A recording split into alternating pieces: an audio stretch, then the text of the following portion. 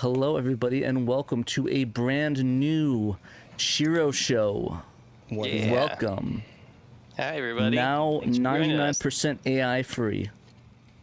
Only 99%, dude. No, don't get us in trouble. That 1% is just not. Which is the 1%? That's I secretly made myself an AI, so I can go do stuff and be part of. No, I'm just joking. Welcome to SHIRO show, everybody. I am Trinoko. Here we have Mr. Saturn Dave and Danthrax the Manthrax. Hi everybody. As always.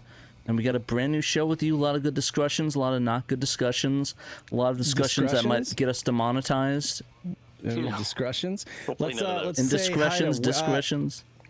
So if you guys are watching right now and you drop a comment in the chat, I will acknowledge you. Otherwise, hold your peace.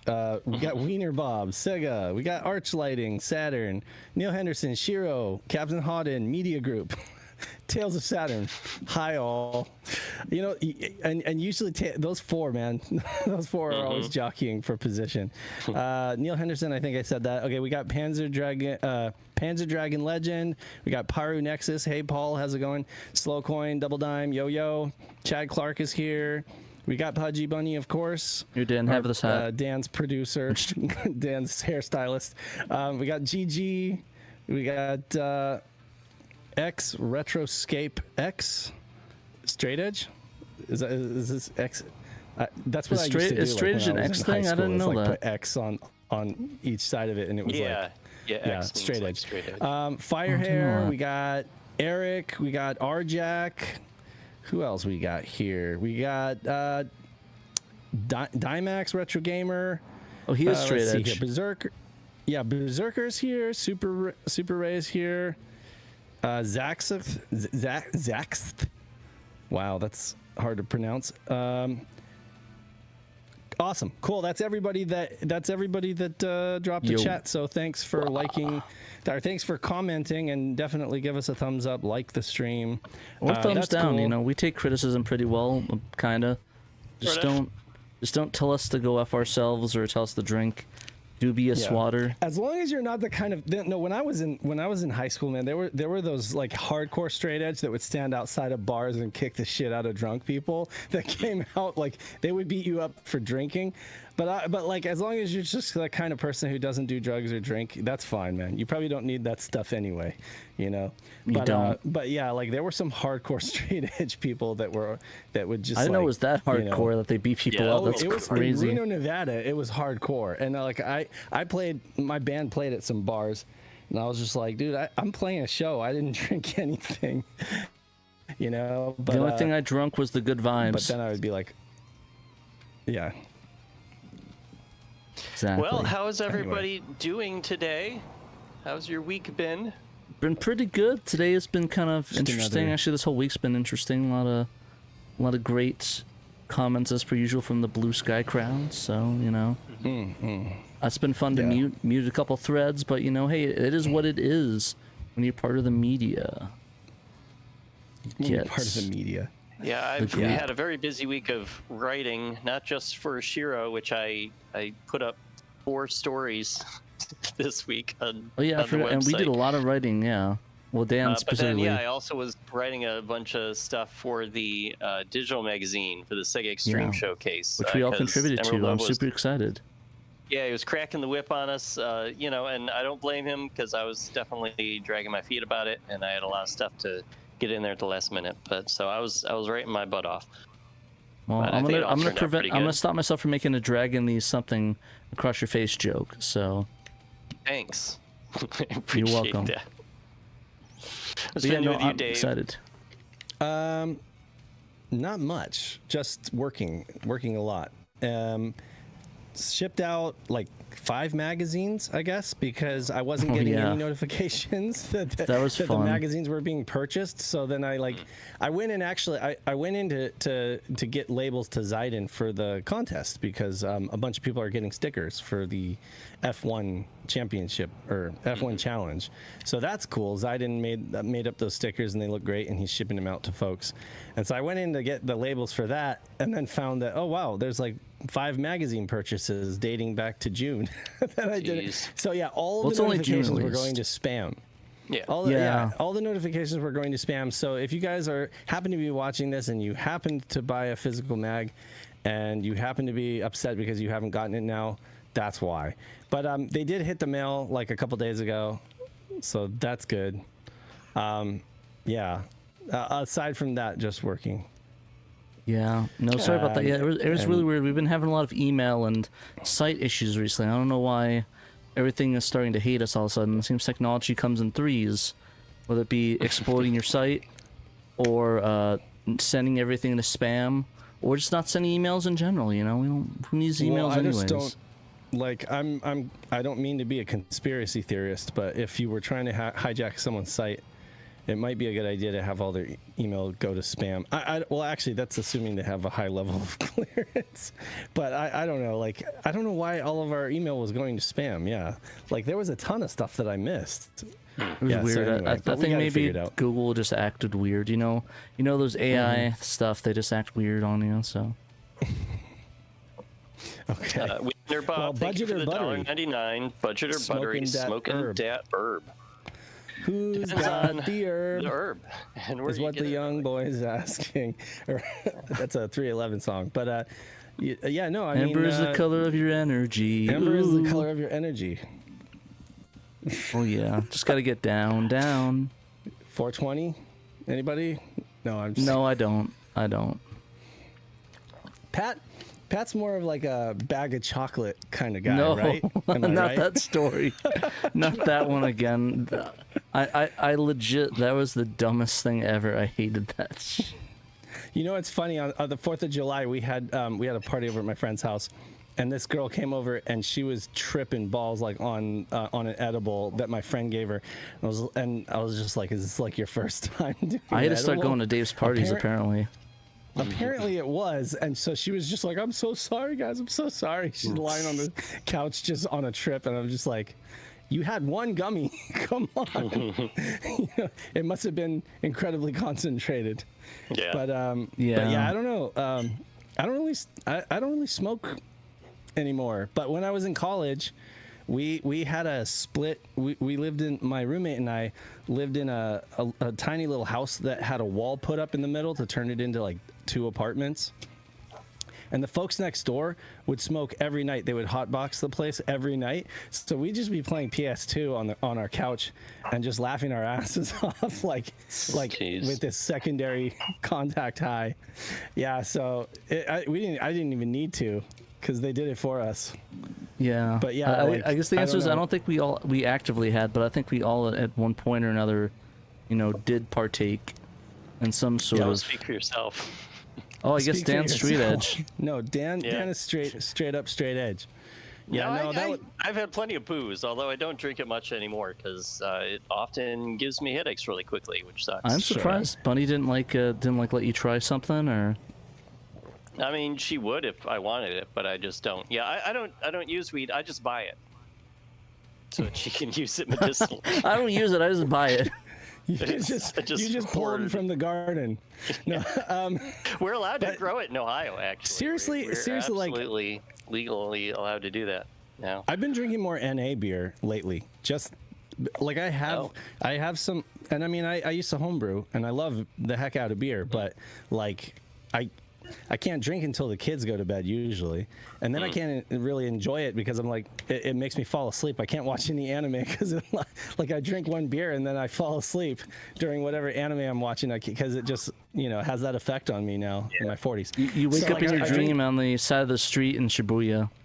But NA non-alcoholic beer is so much better now. When I was growing up, it was just like O'Doul's. Now it's like all of the nerds like craft O'Doul's? brew. You're not gonna name drop Zima? Zima, yeah, that was another, like, but all the craft brewing nerds who grew up doing craft brew are now older and they're like making better NA beer for us nerds. So it's so much better. Yeah, like Trader Joe's has some really good German beer that's NA, and it tastes it's almost indistinguishable. So I thought non-alcoholic beer was just called root beer. Pandemonium What? Chat says, I'm I a thought it was bad just kid, called. I eat I weed. thought just Sorry, root beer is the guys. non-alcoholic one. I love me some sarsaparilla. what is Panda? How exactly do you do it? What's your mode of choice? He's probably talking about like gummies or whatever. Brownies, like edibles. gummies, chocolate. But as Shadowmass said, this is not Saturn related. This so. is No, this is it's turning not. to another podcast Bob. by another Yeah. famous bald person, Totally and I don't think we want to go there. You are not ready. Getting No, but, demonetized over our to be chat. demonetized. Sega Yeah. Saturn Weedo. I don't think there's anything. We're not. I don't think we're very monetized at this point. Anyway, we haven't been paying attention to the ads or anything on YouTube. It's fine. Every time we do this stream, I just say manual, and then I forget to ever add the ads in. So It's all anyway, good. Go ahead, Pat. What do you got to show off in terms of pickups? Alrighty. So I had a couple things. There's one I can't show off because of demonetization reasons. So I guess I will say that I got a weapon that from a certain from Call of Duty 2. That's my grandfather. Was it passed down to me when he passed away? So I had to go to a certain place that sells weapons and have it shipped from that weapons shop to another weapons shop. And I need it, and it's a pain in the ass, so I would recommend people don't do that if they don't need to. But I got in the mail, it was a German weapon from World War II, so from that era, so Call of Duty 2, the original Call of Duty 2, not the other one. And yeah, I got that, so I'm happy to get that. Shipping the things to make the gun go pew pew. Well, there it is. The things that make the weapon activate. Yeah, the things that make the weapon activate. I could not ship that because New Jersey's a pain in the ass to do that. So, yeah. So that's. You can't say that on a stream, Pat. What, New Jersey? No, the other word. I'm just kidding. I didn't think it was that bad. Brother. But yeah. Anyways, yeah, I can't. I'm not gonna show it on stream, obviously, because I don't want to get demonetized immediately or risk the channel getting banned. So, yeah. Sure. A batleth letter opener. Yeah. My grandfather gave me a batleth. Yeah, that's what he got me. So I'm now a Klingon warrior, and I have pride. So, but yeah. Besides that, we're gonna go from one tragedy to another. I went to New York City, and I went to New York City, and I actually went into the World Trade Center, and I got this cool shirt of the New York City subway. Really cool Manhattan subway line. A really neat concept shirt. The whole Somebody system. said Sopranos intro plays. I actually did pass, once you're going to New Jersey, going to New York, you will pass several of those Sopranos intros. So I saw the drive safe, the little tanker things, which says drive safe on the side of that, on the side of the road off the turnpike. The little tool, when you look in the back of it in the World Trade Center, that's when you're leaving the George Washington Bridge. You can see it right there. There's a lot of reference to Sopranos if you drive on the New Jersey Turnpike. So, yes, and I do agree that, sorry, someone said German copy of Mr. Bones. I hate you so much. But yeah, really fun. Anyways, going back to World Trade Center, a lot of fun. I went to Italy there. There's a new Italy in the World Trade Center, in World Trade Center 4. So love Italy. If people haven't gone there, go, because it's delicious. The food is amazing. Never heard of it. It's pretty good. There's one in Vegas, Los Angeles, and then New York is the newest one. My wife loves it, so she loves that. So really nice to see the World Trade Center. Last time I went there was I went to the memorial, and I would highly recommend, if you do the memorial, make it the last thing you do in New York City, because it will make you super sad. So do not do the memorial fresh and early. Make that the last thing you do. And then I went on to I actually skipped the memorial because I did that in 2014, so didn't need to go through that trauma again. That was made me hate myself, or not hate myself, be sad the rest of the day. But I did go into the observatory. Very beautiful. I love the observatory of the World Trade Center. Really, really nice. It actually is higher than the original South Tower one. It was like, it's like the 109th or 10th floor or something like that. It's like on the very tippy top, so it's not like the other one where it's like halfway through the building, which I appreciate. That's a little bit more higher up this time. Obviously didn't have a choice in fixing that, but really good building. I like the complex. It's really, really nice. It reminds me of the complex when it was in the 90s. I went to the mall once when I was a kid, the World Trade Center Mall. It's really nice. The new Westfield one in the World Trade Center is really nice. It is more upscale than the one that was in the original complex, so it's very expensive. So a lot of expensive jewelry stores, a lot of expensive like boutiques, a lot of expensive watch stores. So it is definitely tourist based. So, but I do recommend everyone check it out. It's really beautiful. They have a lot of cool World Trade Center references there. But yeah, references, a lot of really good stuff with that, and the pools are amazing. And I think the complex is a little bit more upbeat and positive than the last time I went, since it was under construction. It kind of feels like that same vibe as the 90s ones, like more touristy and cool, like a cool place to visit now. And of course the museum's there and you can have that, but I think overall you can have a more positive experience if you want to, instead of being, oh, it's ground zero and stuff like that, which is not necessarily a bad thing, but I know a lot of people kind of don't want to feel sad on their vacations. So very, very cool. I also went to the Jay and Silent Bob's Secret Stash in New Jersey, like I always do. And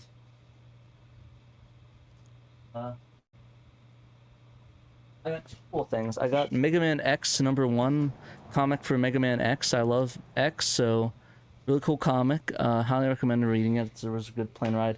And then this thing I thought was really cool. It's a little sign from Clerks, signed by Kevin Smith, and I believe it's Jason Mewes, like Jay and Silent Bob. I think that's who signed it. I can't tell. I know Kevin Smith is the bottom one. I think that Jason Mewes is right there, but it was like $30, so I picked it up.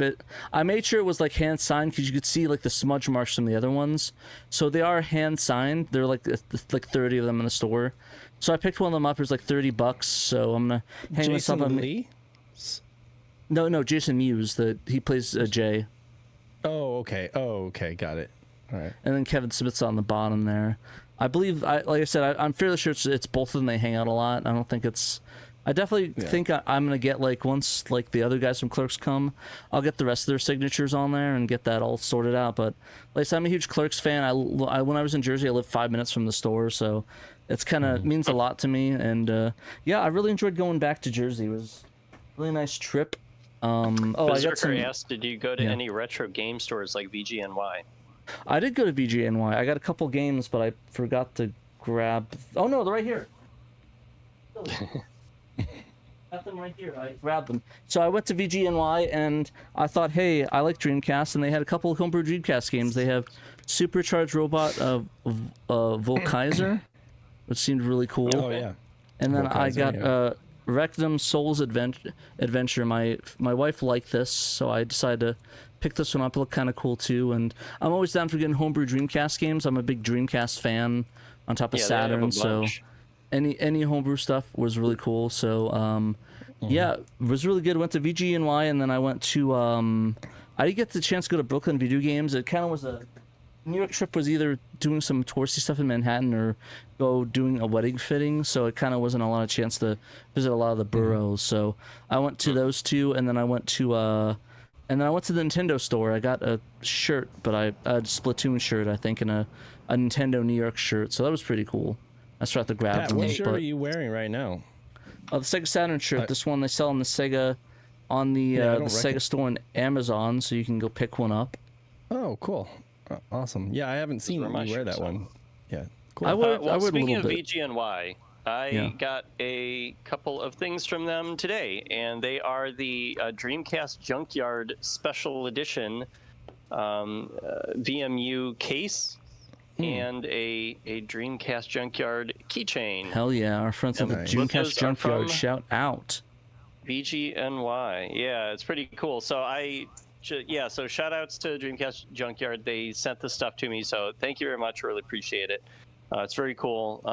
This just showed up on my porch today, so I haven't had a chance to actually like get it out of the packaging here and pop it onto the VMU, but I am going to. It says the Dreamcast Junkyard. I picked orange because it's my college alma mater's color.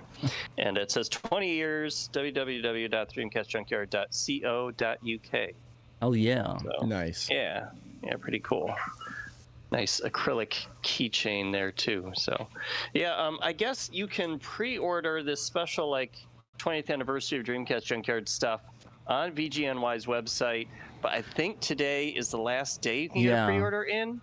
So if you're thinking about it, if you're listening on podcasts, I'm sorry, it's already too late. Hopefully you're already ordered. Sorry. But if you're watching this right now on YouTube, go do that like as soon as you can tonight, because I don't think you'll have an opportunity tomorrow. And we love the Dreamcast Junkyard. It's our sister podcast, I think, is what we'd like to call them. Kinda, yeah. Yeah, like I think console. our brother. Our sister console. They're really cool. I love Dreamcast Junkyard. We'll be doing a podcast with them soon. So I'm really excited to do that. They're a big influence on us as a show. At least to me, I was a big fan of them. That's why I wanted to start a Saturn podcast. So great group of people. Always really friendly. Always really cool to interact with. We tweet our stuff. We tweet them back and forth. So. Love them and trying to shout them out as much as we can. They were kind enough to send that to us. So I'm in VG New York. So thank you very much. I went to VG New York and I probably should have been more active and tell them I was SHIRO, but I kind of wanted to be on the DL and like, not be like, oh, hey, I'm SHIRO. Can I get some free stuff or discounts? Just because I'm not a big fan of doing that. It's kind of like... you don't have to do that. You could just be like, hey, I'm from SHIRO. What's up? I'm in town. How's it going? Just say hi. Let them know. Yeah, but I mean, I said hi to them. I told them like the Dreamcast. I had the SHIRO hat on, so I mean, if they knew, they would have known. But like I said, I didn't want to like make a big thing out of it. And like somebody was saying, the store is incredibly small and they were busy, so I don't want to bother them. But they're good people, really cool people. Go to the store if you can. Dreamcast, Video Games New York. Small store, but they have a really good selection. I actually was thinking of picking up King of Fighters, the bootleg one, but I forgot. I should have got it for my friend's having a wedding. I kind of want to get that for him and give him the copy of that. It's the bootleg Crouching Tiger, Hidden Dragon 2004.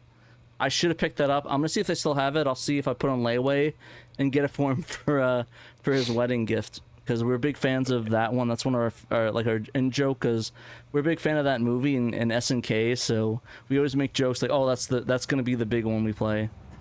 And we always end up playing it when we're on like vacation or seeing each other, so it's always a good kick. Shout out Joe from the Spirit Hunters podcast, if anybody watches that one. I'm also on that one too, but it's very anime, so watch that. All right, well, shall we move on to our Saturn community news? Sure. Get things rolling? rolling. We got quite a bit. Do we want to start from the positive end of it or the negative end of it?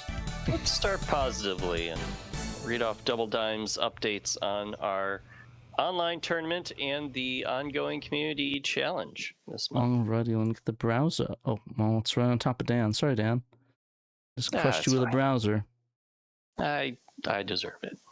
Nah, you're good, homie. You're good. Alrighty, let's hear that community challenge. What's going on in the Sega Ages community challenge? Yeah, sure. Okay, so Double Dime wrote this update as usual, and he says, we are on the final day of our first weekly challenge in the game Up and Down. Of course, we're playing Sega Ages Memorial Selection Volume 1 this month for the community challenge. And so each week we're kind of focusing on a different game. There are 4 games in that collection. And today is our last day for Up and Down. Hubert dropped a massive high score last Saturday with a score of 69,880, sending everybody into a panic. Keith Stack has so far come the closest to touch it with a score of 66,280, only 3,600 points away. Yours truly, Double Dime. He does he does a lot of good comics. Yeah, he does. He does. He's a good comic. Yours truly, Double Dime, is holding down the 3rd spot with 56,020 points. Participants have until midnight Pacific time tonight to submit their Up and Down scores for them to count for the first weekly challenge prize. After the deadline, participants can still post up and down scores to count toward the month-long top 3 total combined scores category. The next weekly challenge, starting tomorrow, is Pengo. That begins the same time that the other one ends, so midnight Pacific tonight. So get ready to push those cubes next week. And then as far as our Puyo Sun online tournament update, congratulations to East Coast champion, the notorious VDP, for taking down West Coast champ Zidane in the USA Finals. He will now be facing previous Saturn Bomberman champ Mikshin in the USA versus EU Worldwide final match. All 3 finalists will be receiving a custom Saturn Dave design tournament prize hat. Ooh, nice. So great work, Zidane, VDP, and Mikshin, making it all the way to the end. Who will the worldwide Puyo Sun champion be? How long can they stand the heat? I'll be the winner. You're just gonna usurp. Hey, you know what? I'll do executive decision. Yeah. Okay. It's like the Saturn World Cup. Yeah. I can't hear you, Dave. Yeah, I don't know. My okay, yeah, it was just the gate thing on my. A little bit loose on that. I hit the wrong thing on my audio interface. It's like the World Cup. Do a zinger button. Saturn World Cup. It'll be fun. Good. So congrats to VDP. That's awesome. And folks think I look too serious over here, crossing my arms. Are you so all look serious. I'm so mad that I wasn't able to get involved in that. I'm just pissed. Hey, you are drawing something cool for the next T-shirt update. So I'm working on it in moments. I'm working on it when I can. I don't have enough time to like just bang it out. So I have to it's gonna take me several little things. But that effect. Incidentally, Meg was able to modify the rest of those USB modems. So now I can slap together a couple more kits, and then if folks need to be online, hit us up. That's good. Because we have, so I think the last one we sent was to dude in UK, and why can't I think of his name right now? Jiggle? Jiggle, yeah, Jiggle 85. Shout out. So he got online. And so now, just anybody else wanting to get like a modem, with us, get Jiggle with a it. modem and X-band combo. No, we have those, and they work. And Diagnostic. Yeah, Thanks so for joining us. Guten Tag, Agnostic, wie geht's? Mit du? Okay, so our next community update here is a slightly less fun one, and it's an update to how our translations page is going to look on the SHIRO website, SegaSaturnShiro.com. If you go under, resources and then translations. Fan translations. Private Eye has been maintaining an awesome page there, just listing every fan translation that's ever been made that we know about for the Sega Saturn, not just English, but other languages too, along with links where you can download them. So that has been great, but we have decided to do a little something different with that. Do you guys want to talk about that?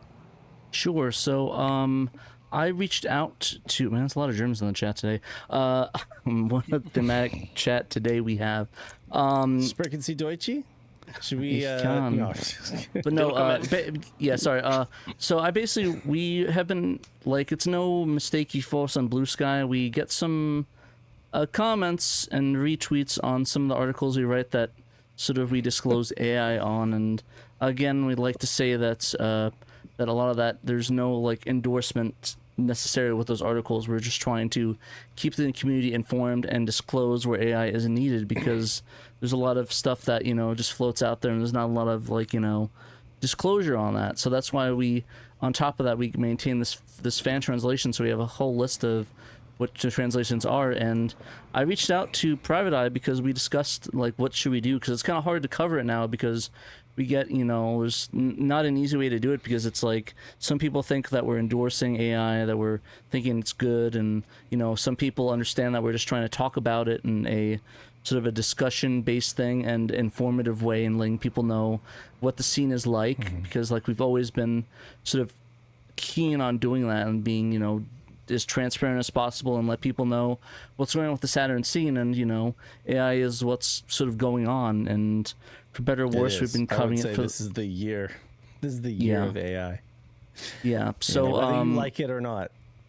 So yeah, unfortunately, it's just the way it is, and we're trying to cover it. And one of the ways is that we've added a new logo to it with this little AI star, which sort of indicates if the translation has any AI that's either translated using AI, any assets that use it, or any code generation that uses AI. And it's not to shame. I just want to let people know, like I said, we're trying to inform people. It's for full disclosure because a lot of people don't really want AI in their games, which fair enough in their fan translation. So we are trying our best to keep it transparent and let people know where AI is being used. So we have little stars next to it, and you can easily identify and avoid it, or if you don't care, you could download it, but be aware that there's AI there. So we're trying to be as transparent as possible with it, and sort of talk with people and let people know. So hopefully this will help people out in regards to understanding that, making and decisions. Making decisions on it, and and letting other people know that if you use AI in your translations, we will sort of let people know that it's there, and again to disclose it. So I think that's the most important thing, is that disclosure is the most important thing, especially in the media and the day and age we are now, where people are being informed. And like I said, a lot of people watching, it's not to you. A lot of people understand what we're doing and understand that, when we talk about it, it's not necessarily we want, everyone, we need more AI, and we're sort of pushing people to do it. We're not doing that whatsoever. And in fact, I think with some of the latest goings on in the community, we kind of want people to sort of step back from it and not rely on it as much, because it really ends up just being a mess. Can I speak to something? Making things harder. Yeah, go for it. I just wanted to offer. I mean, I just wanted to toss a viewpoint in. Is that and I've seen some folks in the comments on the show being like, "Oh, not another AI discussion," right? And I get it. Like, we don't want to be talking about this either, but alas, we are, and we continue to be, because the fact is we've been polarizing the community. There have been some folks that have been getting like straight up mad at us, and they've been getting they're not just salty, like they're angry, and they're like, this is a trash outlet, not reading this site anymore, not listening to this podcast anymore, because they're covering people telling us to drink certain things to die. So that was kind of a fun one, new one for me. Someone said, let's see, who was it? Zeed, I think, said just say, I don't know if it was Zeed, but somebody up in the comments said, just say we report the news and let that be that, right? Well, that's the issue, is we've been kind of going rounds in leadership thinking about, should we or shouldn't we? On one hand, it's news. If it happened, it's news, right? So then you're just reporting it as news, right? On the other hand, what is newsworthy? That's another question we keep asking ourselves. Like, we don't report every little that we don't report. There's a lot of stuff we don't report that happens on Facebook groups, and that happens in little, and it's like, so do we consider AI patches newsworthy? Another question that we have to ask ourselves is, by giving it a platform, are we encouraging more of these projects to happen? Because obviously the barrier to entry is very low, because you don't have to do a lot of work. The AI is doing all the heavy lifting for you. So it makes, it's like, if we're encouraging and providing coverage to these projects, which in turn is kind of like a ego boost, if you will, because we're talking about it and we're covering it and stuff like that, does it further encourage more of these projects to happen? So do I have the answer? No. But it's something that we're actively discussing. It's something we're actively discussing. We've been wrestling with it. We don't want to piss off the community. We do not want to piss off the community. And none of us, the three of us sitting here, personally condone it or like for AI translations. I personally, it does taint it a little bit for me, to be honest with you. Like the Grandia Museum thing, like I want to play that, but I knew that Trekkies had interest in translating that, and was going to do a proper job the way that he did with the game itself, proper. So I don't know, like it's tough, and I can't lie to you guys and say that I feel completely the same about that as I would if like Trekkies put it out, because I'd be like honestly super stoked if Trekkies put it out. Less so when somebody says that, they just had Claude shit it out in I don't know. And in case anybody doesn't know what Dave's talking about there, this week we didn't write a story about it, but someone put on, was it SegaXtreme's resources area? it was the Saturn Dev section on the forum. And I mean, we added it. It's on our list here. It's on our site. It's right here. Is it? Yeah. Well, we didn't. I didn't know you added It's that. here. But, Well, like, we talked about it because like we have to like keep track of it, but it's not like, again, we're not saying that's, you know, not to do. We're not telling you to do it or not. We're just trying to, you know. So list somebody it. put That's out what a her job patch, is. For Grandia Digital Museum, which Trekkies has already like hacked and done tools for, and he needs like an actual Japanese translator to help him with that. He's been looking for years for that and has not been able to find it. And somebody just came along and credited Trekkies' tools without him knowing like, that this is being used for this, to helping him with using AI to make this, to translate Grandia and make this patch. And Trekkies looked at it and was like, oh, this doesn't even like boot. You have to like do stuff just to like get it to boot up, and it still like crashes when you get into battles, and it got a bunch of things wrong in the translation. And it's not even like correct. So it's Trekkies was very upset that this came out because he's been begging for someone to like actually translate it. Here's somebody just comes along and uses AI and slaps it out there. And so like we understand that Trekkies is upset about it. And it's another case of where we were kind of wrestling with, well, should we put this out there and let people know about it? Is it newsworthy, like you said, Dave, or not? And so, I mean, thus far we have not written a story about it, but I know you were starting to write something, Pat, but it was going to be more of a this sucks kind of a story. Like it wasn't a positive one, and like. Well, Eric asks, was it presented as done or a work in progress? It was alpha. It is presented as a work in progress. He said it's presented like, as a work in progress, and it's listed on our translation patch list under in progress releases, with the asterisk or the little star that disclaimers or denotes that it is AI generated.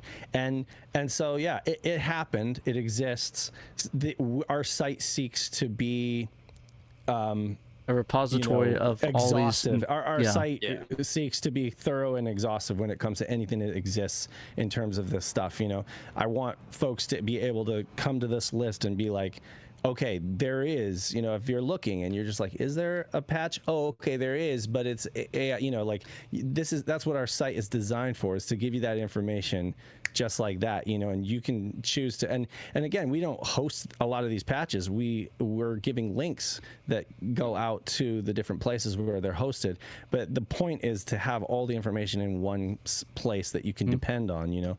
So, I mean, and somebody else said, you know, propaganda is filtered news. I get that side of the argument as well, right? And so if it happened, if it's news, we report it as news. But again, there's like two sides to that. So I really don't think we're going to make anybody happy. We're not going to make everybody happy on this. You know, it's like either the people are going to be upset that we're even talking about it or reporting it, or the people are going to be upset at us that we're not talking about it because it happened and we're like, quote unquote, filtering the news or cherry picking what we think is newsworthy and what's not. But Dan did make a really valid point the other day that like we're not nosing around in every Saturn group on Facebook and stuff like that, reporting on every tiny little music insertion patch, or maybe that was Pandemonium that was saying that. You know, like a lot of people are hacking games and putting music in them and stuff like that.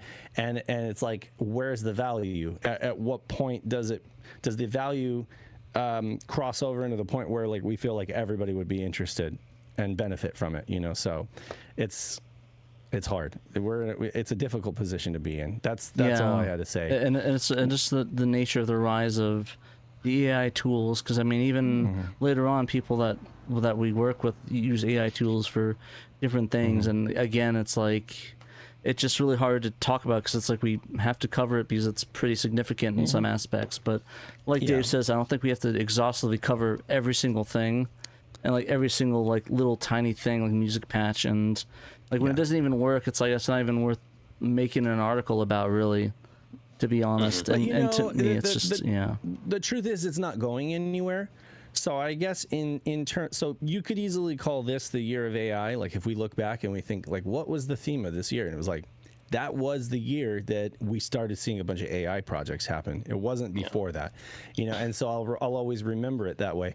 But as we move forward, it's not going to be, I mean, like some people say the bubble's going to burst, or, you know, the market is going to crash because of just the financial logistics of it and stuff like that.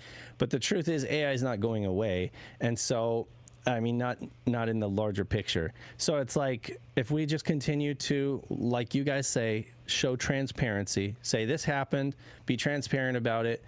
You know, the folks who hate us for it, they will probably have short memories as they continue to move on into a future that's rife with AI, you know, and they'll realize that it's like, okay, like we're just doing our job reporting the news, you know, you may not like it, but you've got bigger fish to fry, you know, like we're just, I think I remember somebody I was friend with that was in the tech industry said the same thing with the whole NFT stuff, and that he had to cover it, but he hated it because he hated like the technology, but because he was the news outlet, he had to cover a lot of that rise of NFT stuff. So it's sort of like, and I think he's having that same issue with AI as well, where he's not a fan of that. So I think it's just a natural thing that people like don't understand, is that we're covering it. And I think a lot of people expect the news, maybe even like stuff to our level, where we're just like a small Can we go back to group that we can just, that's more endorsement, but it's not really that way. We try to run it sort of like those outlets and have that, but it's like, you know, it is what it is.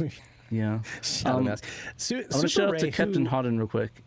Captain Hodden, give us Captain Hodden. Yeah, give us $4.99. You're doing great, SHIRO. Thank you. Oh, thank you. Hodden. Yeah, appreciate it. Thanks for the $4.99. Yes, thank you. Sorry, I did see that, and I didn't acknowledge it when it came up. It's cool. We were in discussion, but yeah, like I said, all the fans and people, everyone's that watches us regularly, they understand our position, and you know, they get that that we're doing this. But I think it's sort of everyone else, and people have like I said, I'm willing to have a discussion with people about it.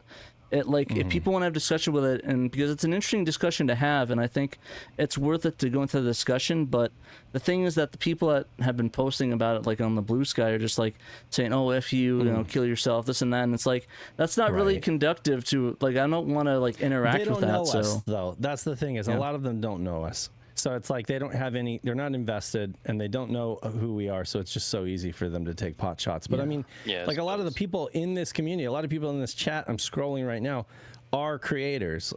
You've got Shadow Mask, has made projects. You've got Super Ray, Tales of Saturn is a programmer. A lot of these people that I'm recognizing have been involved in one or another project, either translation or programming or both. And so I know they all have opinions on it. Like Super Ray, who, you know, created our NetLink site, right, and has done a ton of other great projects, says, you know, I don't personally mind AI for translation as long as they read the output and make sure that it makes sense. You know, I don't know that everybody's doing that, and that's one person's point of view, but that's just about the content itself. Then there's the people who hate it just because of the implications of, you know, using it at all, right? Dan, like in terms of its carbon footprint and stuff like that. So you know, there's a lot of debate. There's a lot of debate. There's this one that I do agree with that RJack said, where it said, as soon as it become a problem in the community, lazy punks are hijacking anticipated translations to get attention. I think there's that was a big thing that I had an issue with the Grandia ones, because it seemed like it was like, it wasn't like I actually stepped on your toes. It was I use your tools and sort of jumped on top of it without like a stolen looking on top type of it. Of thing. And so and that's what's really shitty. That's incredibly shitty. I mean, Trekkies is our friend, and he's a community member, and we owe him a huge debt of gratitude for a lot of the stuff that he's helped the community with, right? So I feel like it would be a betrayal for us to like really cover that, you know, like, you know what I mean? Like, that's just me personally too. I can't speak for everybody, but I just feel like I don't really feel like giving that a platform when I know that he was trying to work on that, you know, and I know that he would do an amazing bang up job. And in the past, we've been fair about that too, talking about the Princess Crown translation, where when that was released, we talked about the sort of the delicacies and the controversy, the intricacies and controversy, and that's a lot of people didn't care, and a lot of people were like, stop talking about it. So you know, I get that too. It's just, you know, you're either on the inside of the community and you kind of get it, or you're on the outside and you're just like, just give me the damn patch and shut up about it. And there are a lot of people like that are just like, I don't know anything about the Saturn scene. I've not been in it. I just want the patch. I want to get in and get out. You know, and yeah. Anyway, we're running up on time. Yeah, I just want to let people. New AI icons on our translation page on the site, so you now can be better informed about what's what.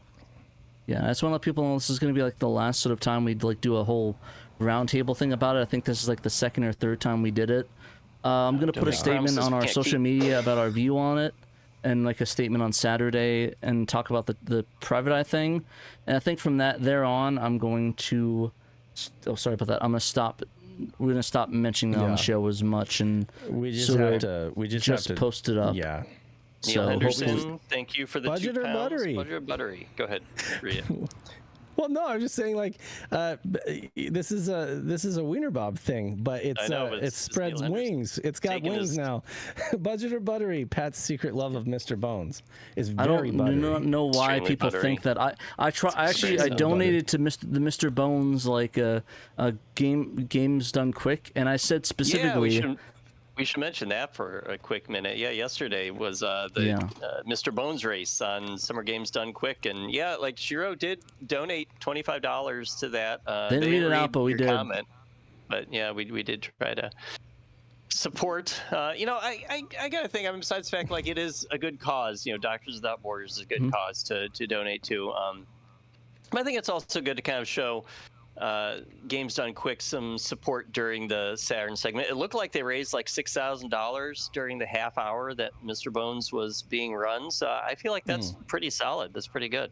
There was a lot of positive comments during the run in chat too. So I think everybody enjoyed that one.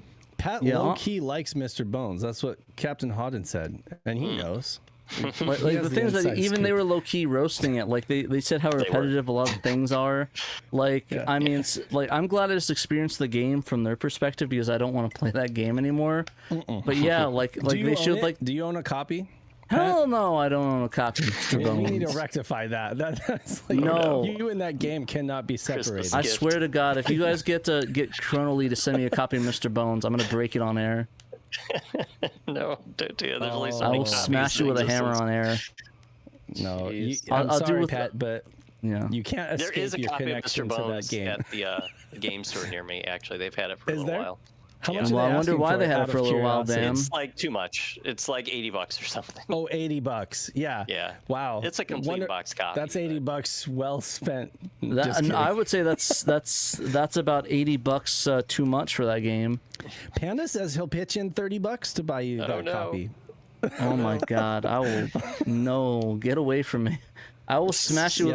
Leave me alone. Stop it. Wiener Bob, leave me the fuck alone.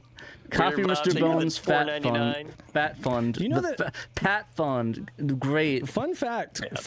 I have Fitz Houston in my phone. Why do you have his number? Because when we hooked up before, like through email, he was like, well, I don't need my phone number. Nobody hooking up with Mr. Bones. Jesus. He's just kind of he's an older guy, and that's his I didn't know you were into that, Dan. Dave. No, I don't need to know about you hooking up with older guys on the internet and having their phone numbers. Please. It's too much Bones for you. Send Mr. Bones with a Mr. Bones every morning. Home. Pat will not be a good home seriously, I was scrolling my contacts the other day and I was like, oh, there's Fitz. And it's the funniest thing. I was just like, okay, are you sure you want to give me your phone number? But anyway, it's just a funny fun fact. Copy of Mr. Bones for Pat Fund. $5. Dude, this is happening. Oh my God. Totally leave me alone. This is happening, Pat. Great. Right, well, Totally going to be sending one to my thing. Let's get into the news. God, which Dan wrote a lot. We're going to run out of time here. Okay, so we've got Dan wrote 4 articles, starting with... Where are we going? No, we got to start with Under the Microscope, which is one of them that I did not write. Okay. Who's taking Under the Microscope? I'll do it Under the Microscope. I like Command and Conquer, and we can do a little bit of a side note on it because we have a lot of things to talk about it. Because I know that I love this game because it's a 2-for-1. You get 2 campaigns, 2 discs. I guess I one only long wrote box. 3 this week. I only wrote 3 stories. Not as bad. You know, pretty good, pretty good. To be fair, one of them is going to be massive. So, so we're going to talk about Command and Conquer. Great game. Conquer has a Q in Yeah. it. Conquer. Conquer. So, in this edition, we're covering the Saturn version of Command and Conquer. I'm gonna stop doing that. Command and Conquer. This 1996 port of the influential PC game has some secrets hidden in the game data. A copy of a special message from developers Greg Hailstorm and Jonathan Lanier. Familiar name. And a bunch of cheat codes that don't seem to have been documented before, including ones that let you skip missions, so debug info, and construct special items. So the new cheats. So first, the special Easter egg. Select the load games from the menu and enter one of these strings as your password. Greg or Jonathan? Sorry. These display special messages from the developers Greg Hailstorm's message thanks his friends and several family members, and Jonathan Lanier's message thanks his family, coworkers, friends, and colleagues at Sega, and the wizard who knows answers to all things. I think Mysterious. it's Hailstrom. Greg Hailstrom. Hailstrom. Not That sounds familiar.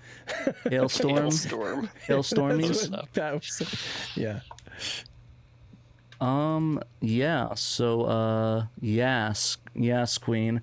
So left is Greg's credit, and the right is John. Man, I'm just giddy today. I think I had some coffee before the show, so I think I might need to do that next time. That'll do it. More energetic. So it's well known that you can view the game's staff credits by using the special password, "Who am I?" or "Will I am." No, I'm just joking. I still love that. I never did that. Will I am. I didn't know that. Password "Who I am," but there's several ways to access it. So start a new game and enter the sequence listed here that I'm not going to repeat because it's long. Select abort mission, and then when you return to the screen, select new game, and the credits will roll instead. So if you guys need a quick way to get a world record, it's probably huge save files. Fun fact, it does not have sealed save files because it does not have them. It does not save at all. Passwords only. Great design for the game. So, it shows right there. The cheat code will get you the staff credits a third way, and during the gameplay, enter this sequence that's listed here, and you will see a mission accomplished banner. And if you got it right, the final FMV will play, followed by the credits. So, you get to see the death. Quick way to see the final FMV. Exactly, Nice. speed running techniques. And Oh my gosh, I read ahead and I'm laughing my ass off here. yeah, I know, Dave. I cannot believe that's there too. There's a way to skip past a single mission too. Enter the sequence during the gameplay listed there.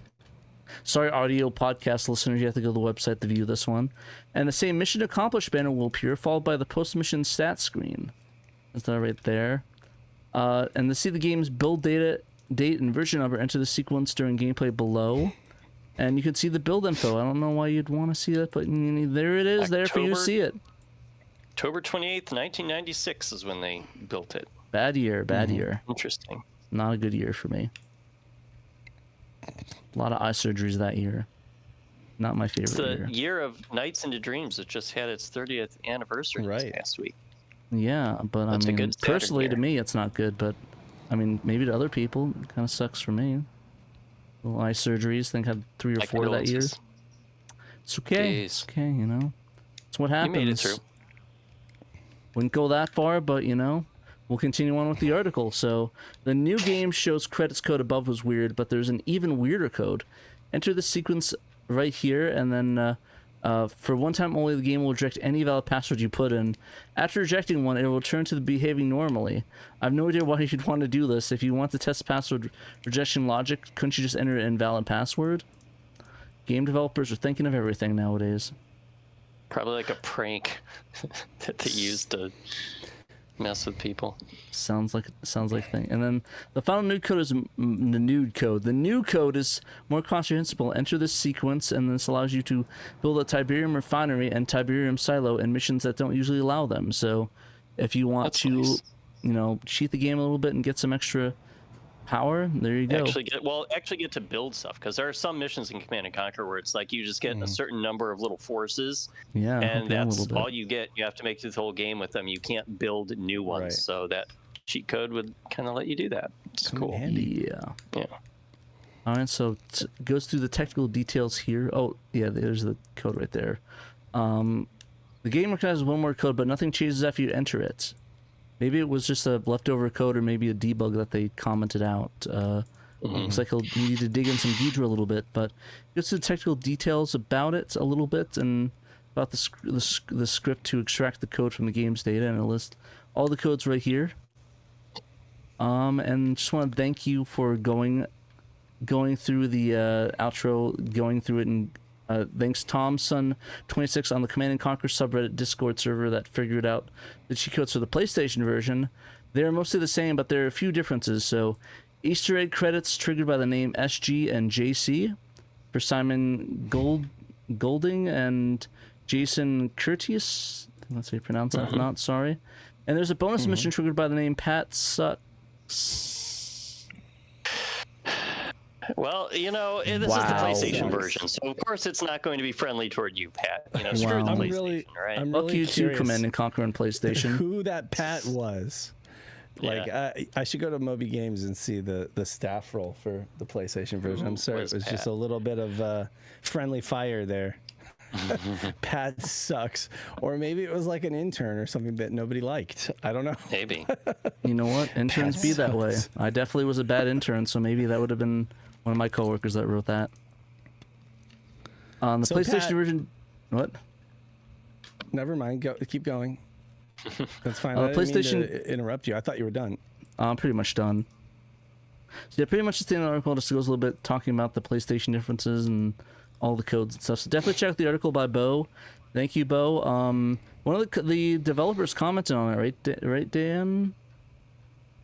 Yeah, Yes. you've caught me flat-footed, but yes. Sorry about one that. I need developer the responded to me on Mastodon because I posted a link to this story on my Mastodon, as I do with pretty much every SHIRO story. And someone who actually worked on the Saturn version of this, I was telling Bo about it. I messaged Bo to let him know because I thought he'd get a kick out of it. And I've scrolled through a bunch of stuff because we've been collaborating on something else. It's been a huge pain. Here we go. Okay, so the producer of Command & Conquer, Steve Wetherill, took notice of my post on Mastodon about Under the Microscope here. He was the producer of the Saturn port, and he was the technical director on the original PC game, which is pretty cool. And let me just click on the link that I sent to Bo so I can read what Steve Wetherill had to say. And my laptop's real slow. Here we go. So Steve said, sooner or later, I'll write about some of the dev shenanigans with this game, such as the fact that it's a C++ code base and there was no official C++ Saturn dev kit at the time. Smiley face. I told him I'd love to read about it. Like what happened to the announced NetLink functionality. It didn't make it into the final game. He replied to me and said, haha, yeah, there's a funny story about that. I really should write this stuff down. Smiley face. And then he kind of left it at that. He does have, I was looking him up here. I'm following him on Mastodon now. He does have like a blog that he's like pretty much writing his game development stories down onto, and it's SteveWetherill.com. I'll put the link in chat. But the thing is that like he's been in the industry for a long time, or he was. I don't know if he still is. Maybe he's still. Yeah, it says to present. He's still a developer, and his story is still in like 1985.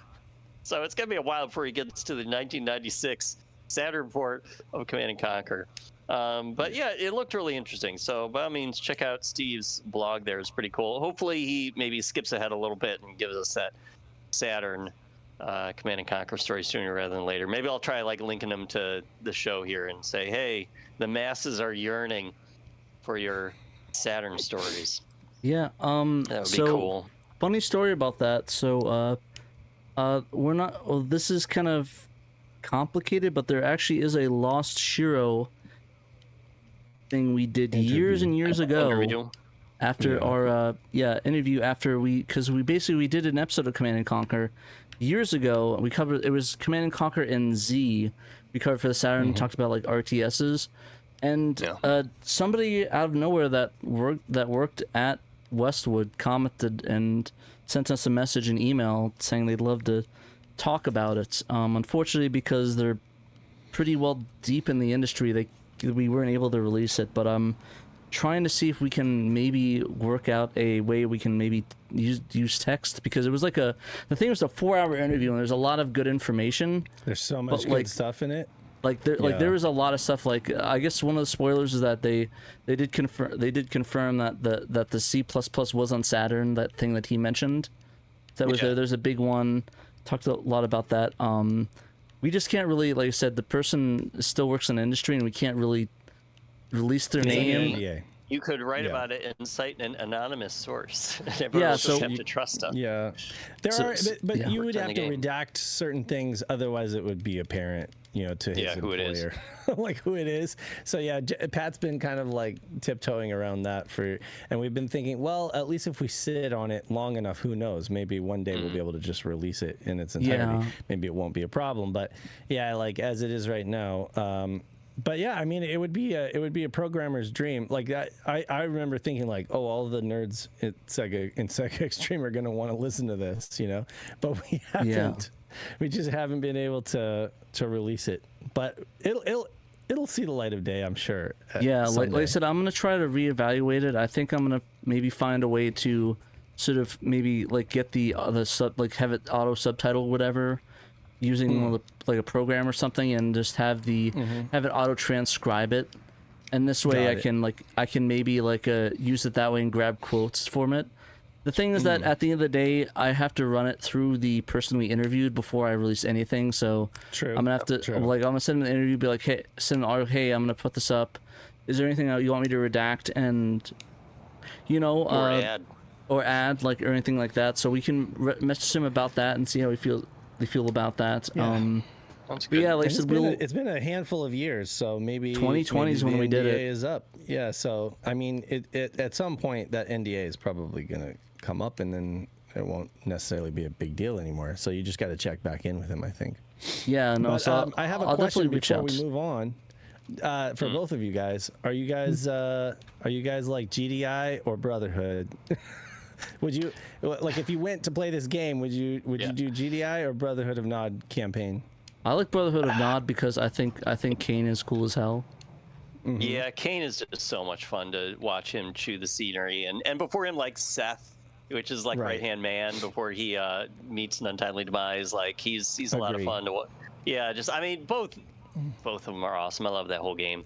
I just loved how when I was a kid, like my friend would let me borrow. I didn't own the game, but my friend would let me borrow one of the discs, and I'd play, and it was just it amazed me that you basically got a full game, like on a fully playable game, and you got like two of them, in one package, so that was cool. I don't know, it's not that impressive, but to like 15-year-old me, it was pretty impressive. I'll tell you what, it's hard to beat the Obelisk of Light for the Nod side, and also getting a whole nuclear weapon. Although the ion cannon's pretty sweet for GDI, so. Yeah, right. I've always been a fan of. I've always been the fan of the evil factions and Red Alert and Command and Conquer. Like I always played the Russians. I always played Yuri. Yuri's army is the most fun, like in any RTS game. The mind control stuff like that, the giant tank thing. It's really neat. I love Yuri's Revenge. It's one of my favorite RTS games of all time. But yeah, no, I definitely love Kane. Definitely love Brotherhood of Nod. And the fun fact is that the dude that played Seth actually did the digital effects on his own death because he was like the video editor. No. So he did the effects on his own death when he gets shot by Kane. Wow. It's really funny. Spoilers. Yikes. It's already 4:08. I'm sorry for asking that question. But it's okay. We need to expand on that anyways. We have a lot more articles though to read about. Yeah, it's just going to be a 2-hour show. Go ahead. Tell us about Coup. It is pronounced Coup. It is Coup. It's not Coup. Like Robert Coup. Coup. Yeah, like when you are doing a coup on a government or something. So yeah, we have a homebrew game that recreates the card game Coup on Saturn, and it doesn't just recreate it, but it also gives it a 6-player NetLink functionality, which really is kind of like the main gist of it. The main reason I think that it was made was to kind of get NetLink working on the Saturn in a homebrew situation, and the way they were kind of showing it off was with this this recreation of the card game Coup. Now, Coup is, I don't know if you play like Resistance. I played a card game called Resistance, which I think All is of similar Band? to Coup. What? All Not Man? the band. No, not No, that's not a band. That's the game. Oh, Resistance Fall Band, the game. Sorry, I didn't No. understand. Anyway, no. So Resistance is like a card game that's sort of like a social card game, and Coup is too, where you've got just a group of pens around the table, and you've all got like a, well, with Coup's in Coup's case, you have a couple of cards. And those cards have like abilities on them, and the abilities say like what you can do, or maybe the abilities will like block other people's cards. There's like a half a dozen different like people, like the Contessa or the Duke or whatever. And so there's a lot of bluffing involved. When it's your turn, you can say like, well, I am going to use my Duke ability to collect extra money, extra coins, because the point is ultimately to get like 10 coins. And someone else could call your bluff and say, I don't think you have the Duke. Yeah, so I'm not going to let you do that. I'm going to use the assassin card to stop you. And so then you have to like both like reveal your cards and show that you really have what you say. And if someone was lying, then that person loses their card. And if you lose both of your cards, either they were like assassinated or your bluff was called, then you're out of the game. So you have to, but I mean, if you just like successfully bluff your way into, if someone does not want to like try to call your bluff and they're too worried about it, they're like, okay, sure, I guess you'll stop me from collecting money or whatever your ability is, then you could just get away with it, you know? So it is a lot of how well can you play mind games and kind of like lie your way into winning. So it's a neat game. It's a fun game, and they have, I think, pretty well translated it onto the Saturn. Now, the developers here are Farkas and Julian and Claude AI. Let's just put that out there now. This was one of the articles that we got a lot of good comments on Blue Sky for sure. Yeah, because we tried to be transparent and disclose that AI was used like right in the post for Blue Sky, so people couldn't like go in the story and then come back to Blue Sky and be like, gotcha, using AI, they're not even letting us know. So we let everybody know to begin with, and then everyone jumped on us anyway about it. Anyway, so yeah, Farkas said himself that he can't really code. He can kind of read it. He doesn't really know how to do code, but he knows how to and is willing to go through prompting AI to figure stuff out. And I guess what he kind of did was he had Claude AI hooked up to an emulator, I think Mednafen, and was just like running the game and then having Claude like watching the game running and then telling Claude, hey, this happened and it was wrong, fix it. Or, okay, I see this looked right, so keep that was good, etc. So he was kind of working with it like that. Yeah, Claude is the most prolific developer in the Saturn scene right now. What do you know? You got this all-time GOAT comment that I loved, that I think Penn and I both agreed you deserve an award for. I actually can't code it all and hardly read it, but with AI I can suddenly do a lot, but knowing how to prompt is key. It takes practice in the right reference material. All-time best quote of all time. It was worth it just for the article alone. Yep. And Julian, so when they first began development, the code that Claude generated was completely useless. And not surprising, it took a lot of trial and error and knowing where to point it. It lies a lot and will send you down paths that lead nowhere, but it's still faster than me not having it, end quote. So these two have been very upfront with using AI, to their credit, and they have praised how well it worked. And you know what, I would be lying if I said this didn't work. I have played Coup online on NetLink with these guys and with some of the others in the community. The game absolutely runs on Saturn, and they got NetLink code working on the Saturn. I don't know how they did it. I don't know how Claude AI figured it out, but they absolutely did it, and it is kind of unprecedented. We haven't had 6-player online multiplayer with the Saturn really since probably Dragon's Dream. The Saturn, Sega's kind of primordial MMORPG that only came out in Japan at the end of 1997. That was, I don't know how many players they could have at the same time with that.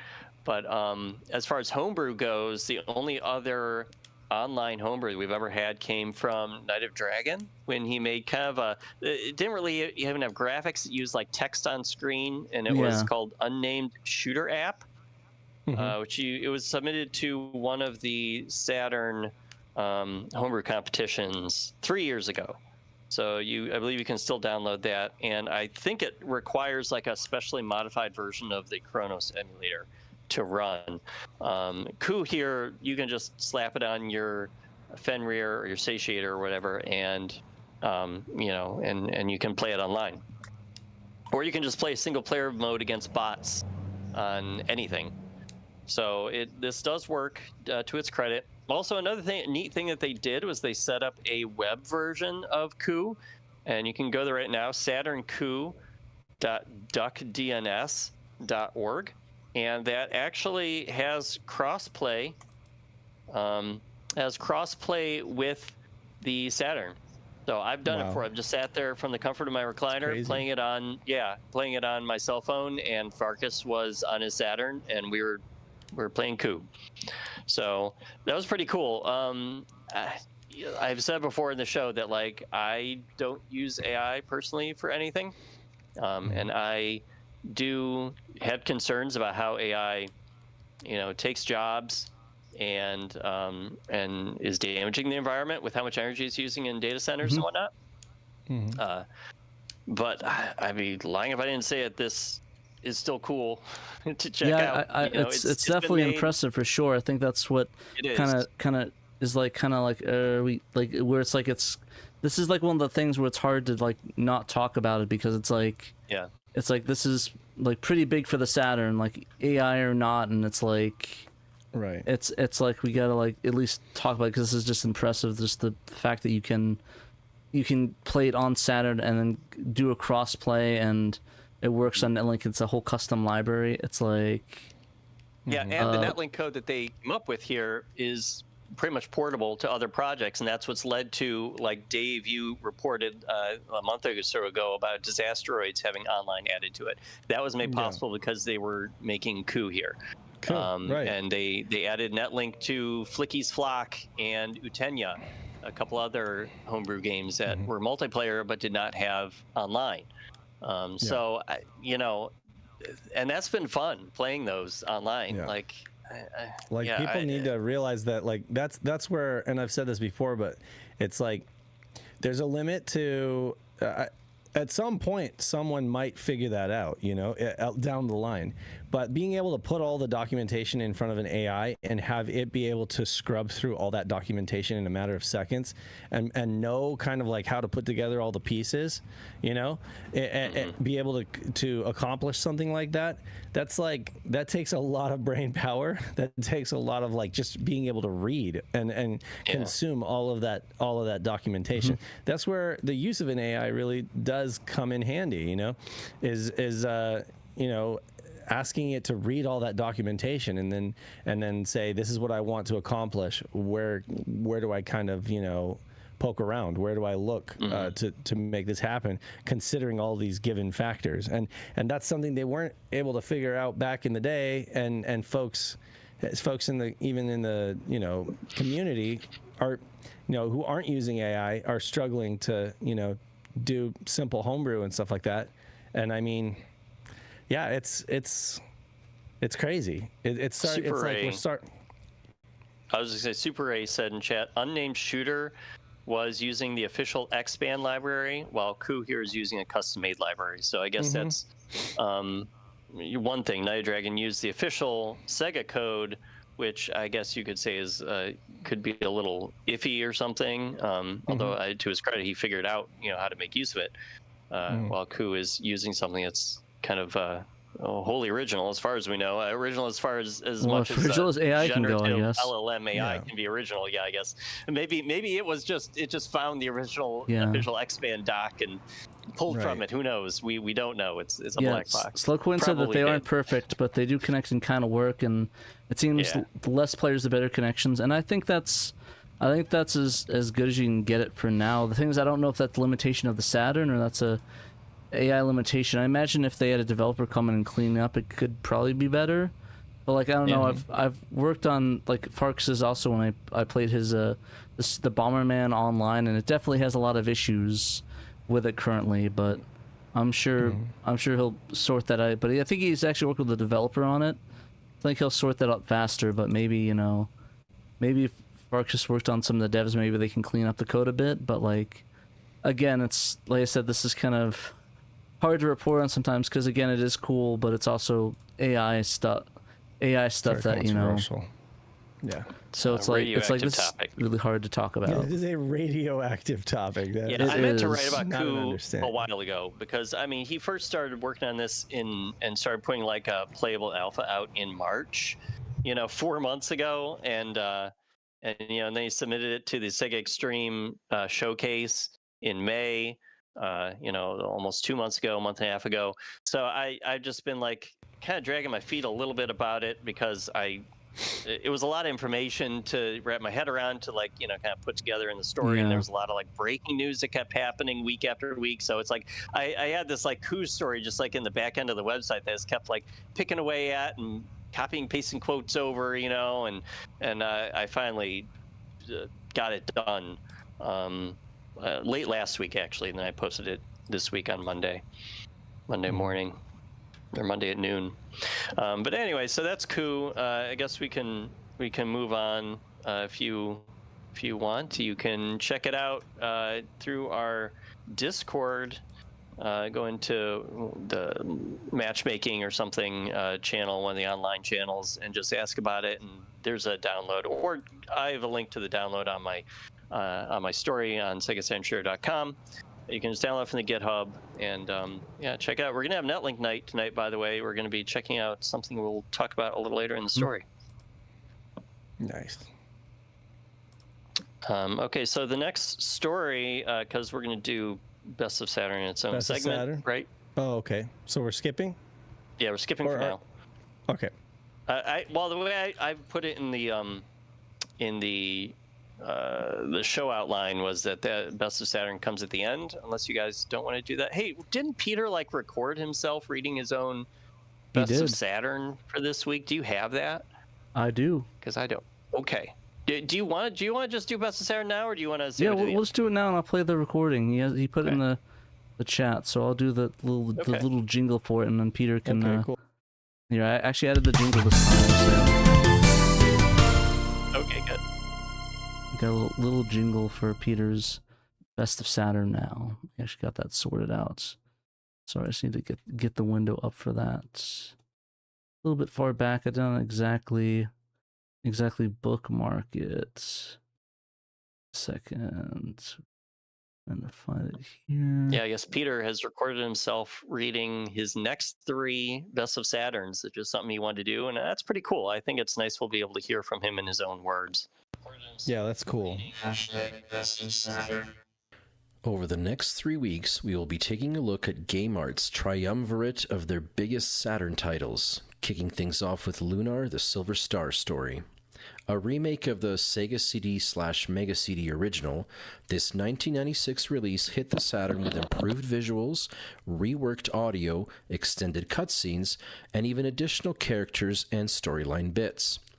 Follow the tale of childhood friends Alex and Luna who, after a misadventure at a nearby dragon cave, are pulled into a tangled web being spun by the evil Magic Emperor, whose eye is ever bent on world domination. A masterfully developed plot, complex characters, more than one plot twist sends players on an adventure that truly raises the game's status to one of the premier JRPGs of the 90s. Despite Working Designs having the inside track on localizing the Saturn game, they focused only on GameArt's subsequent PlayStation version. But in 2022, Mr. Conan, Miss T, and Trekkies Unite 118 answered the goddess Althena's call and inserted the Working Designs translation into the Saturn game. The Complete Edition translation, utilizing the MPEG card for higher quality FMV sequences, followed shortly afterwards.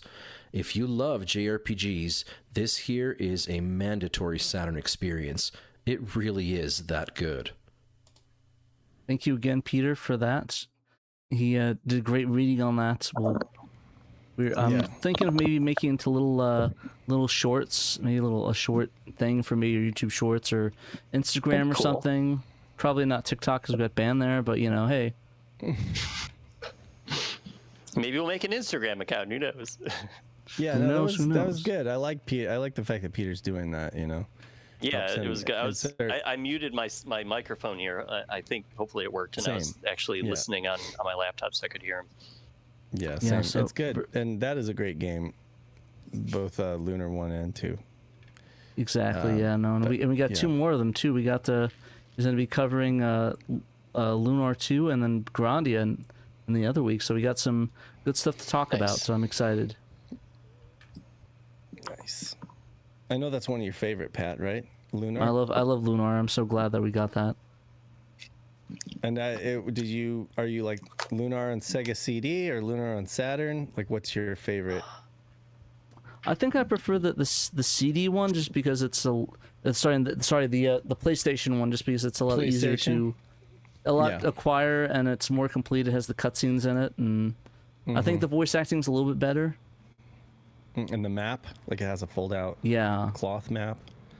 Yeah. So it's really, really nice. I love the little extras, and I do enjoy the Sega CD version though. But again, Sega CD version is brutal to play if you don't have any emulators or a way to speed it up. It's kind of brutal. It's pretty brutal. Yeah. Alrighty. Cool. So our next article is the showcase. The Sega Saturn show, the SegaXtreme Showcase produces digital magazine and announced the contest winners. So we have a big one. So this was a lot of fun to do. I know we all participate in one way or another. Mm-hmm. Yeah. So Emerald Nova, the organizer of the showcase every year, he had a live stream on Twitch on Wednesday night. And on that live stream, he debuted the 52-page digital magazine that he's been slaving away at for the last couple of weeks. And while doing that, he also announced who the winners were of the contest portion of the showcase, which was as judged by several of the judges. Pat and I were two of the judges. Peter was a judge. Pandemonium was a judge. So it was very SHIRO heavy. Crystal Lee, I think, was as well. Yeah. We did our best. We were allowed to nominate as many games as we wanted for each category, and the categories. Got kind of crazy. Yeah, we didn't realize that until the last minute, and I'm like, oh shoot, I'm gonna go back and nominate some more games then. Okay. So I guess I'll just skip ahead and let you know. Oh, and he also announced what the two secret games were. There were two secret entries originally. There was a secret homebrew game, which turned out to be Cube Cat Yarnia demo by Seven Shades. So it's a new version of Cube Cat. It's expanded. It didn't seem to me like it had any of the levels that it had in the previous two versions of Cube Cat. Seemed to be just like totally new. Gives you reason to play the old ones. Levels and mechanics. What's that? Gives you reason to play the old ones. Yeah, that's true. So that was super cool. And then the secret translation patch turned out to be the latest iteration of Devil Summoner Soul Hackers, which Trekkies has been working on for quite a while. So yeah, those were our two secret entries, and they both ended up winning some categories. For Best Original Game, Cube Cat Yarnia Demo won. The Best Translation Patch was won by the Sakura Wars 2 English translation, which was by the Sakura Wars translation team. The Best Non-Translation Patch was won by the Doom Fix Patch by Fafling, which that was a unanimous one. That was the only unanimous one where no one voted or anything else. There were only 3 entries in that category, but still, I think everyone was just blown away by how good Fafling has Doom running now. The Best Utility was a tie It was won by the AVR Audio Video Rendering by Jolly Roger, and also by the Save Game Copier, the latest version of Save Game Copier by Slinga, who of course has entered Save Game Copier into SegaXtreme competitions dating back to 2005. He's been working on this thing for 20 years. It's just that good. And yeah, and the latest version, I think this is the first time it's ever won a category. Really, so I'm surprised. That one was always good. I always vote that one was my favorite one. Let's see. I think there was a 4-way tie though between a couple of them. Yeah, so I'm getting there. The most creative category was won by Quad World, by Ray, which was made by Raimi, SHIRO, and Purist. That's a super cool one. I need to write about it. I want to write about that, unless somebody else wants to write about it. I know you wanted to write about Cube Cat, Pat. You said you would write about that, and then I'd write about Devil Summoner. Soul Hackers, yeah. We just ran out of time. Yeah. Yeah, okay. So hopefully you'll be able to do that soon and let people know about, because neither Devil Summoner nor Cube Cat are available for the public to download just yet. I think they're still being tweaked, especially Devil Summoner still has work to do. We'll talk about that in a little bit. So our last category is most likely fan favorite. It was, as you said, a 4-way tie. The winners were Quad World, the Wriggler Saga 2 English Translation Showcase by our dear friend Dan Fredrickson, Dragons of Saturn. It was also won by the Sakura Awards 2 English Translation patch and by the Devil Summoner Soul Hackers Translation patch. So we decided that those 4 would be the most likely fan favorites. So they all get to split that prize money. There was prize money. It was a total of $955 for the 6 categories. So you divide that by 6 for each category. And then when there are ties, you're dividing that again by however many ties in that category. Did they discuss what they're going to do in terms of the one for Daniel Fredrickson's, or? I don't know what he's going to do about that. Maybe the money would go to his wife, Brandy. I mean, Sesh, I don't think Sesh had worked. Well, I guess Sesh would have worked on it a little bit. So maybe he would be entitled to some of it too. This is why I think it's a little dicey when you get into giving cash prizes, but Emerald Nova insists on doing that to encourage people to participate and make cool stuff for the Saturn, which is fine. It's his contest. Anyway, so yeah, but you know, the focus this year, more so than previous years, was to make this into a showcase and really just have everybody try out everything as much as they could, aside from the couple that were secret. Like, I don't think the Wriggler Saga 2 patch was made public either. That was just available to us as judges, because there's still a lot of work to do. And really, with that one, it was just like you're loaded onto a test map with a couple of party members and a ton of enemies, and it was really just to show off all the battle menus have been translated, all the moves have been translated, some of the character profiles have been translated. So that was really more the point of that. It wasn't so much like a playable thing. There's like a debug mode that you can access to like jump around to different maps and check it out. But like Dan had not gotten to actually translating this story yet before we lost him in January. Now Sesh has been slowly working on it on his own. People have offered to help him. He seems like he just wants to kind of work on it on his own. But I think he is the translator on this, and he is going to try to get through all that story and everything. Anyway, I've been talking a lot. What do you guys have to say about the showcase? I really enjoyed it. I think this one was probably one of my favorite years because there's so many. Like I thought for sure that the last one was going to be the Big Bang, but this one kind of seemed to get bigger than it was last year. It was crazy. It had a lot of entries and a lot of ones that we had to go through. Every year has some heavy hitters, you know, but this year has a lot of variety. I'm seeing, just, you know. Yeah, and there's a lot of ones that didn't win that I enjoyed, like the the World's Hardest Game that was insanely remade. All the other fan translations. Sakura Wars 2 just was, like, I mean, that one was the one that I think we unanimously agreed on, just because it was just so insane. They would have won last year if it was empty. They did such a good job, and they spent years.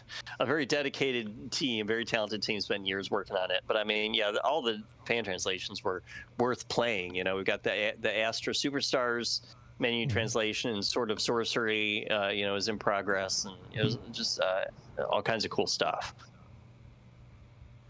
Yeah, there's just a lot of cool stuff, and there's more projects that are popping up, and surprisingly enough, a lot of them aren't really like. I think I was worried for a second when I made that AI thing. It's like, oh, all of them are going to be like listed, but there's only like 4 in the repository real quick for AI, so a lot of these are not really AI at all, which I think is really impressive, and hopefully continues the trend of that being the minority.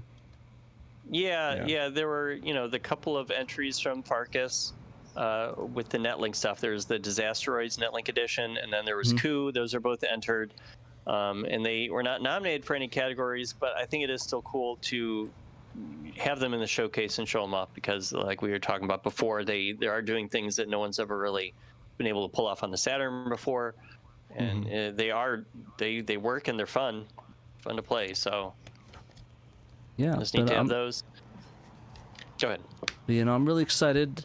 I'm really glad that we were able to get this out this year and sort of talk about it. The magazine was kind of like we kind of were working up to the last minute on that one, trying to get that out. A lot of writing for those reviews. Yeah, there's more writing than I expected.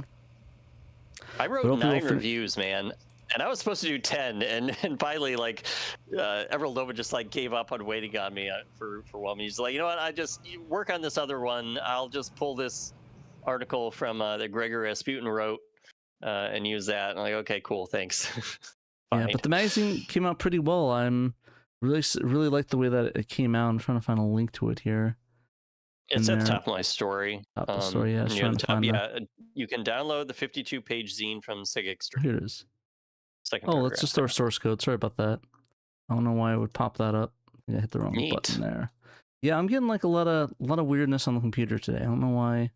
It's like, you know what? How about we open source instead? You can check out the magazine here. Hopefully, it'll make me download it. It made me download it. So hoping I can just open up a PDF. No, it should be bringing up a resource. Yeah. Yeah, but yeah, right there, a magazine. Very well done. Has all the judges in here. I should have them update my logo, but too late. Yeah, I gotta put your face in there. Yeah, just the logo. But yeah, very great. Well put together magazine. I'm really excited. I think he's talked about getting it in print, so I think that's going to be happening. Yeah.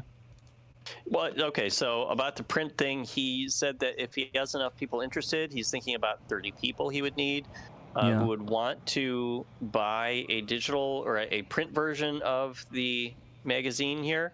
Then he would do it, but he does need people to let him know about it. So go onto the SegaXtreme forum and go to the thread. I do have the thread linked in the 3rd paragraph of my story on the site.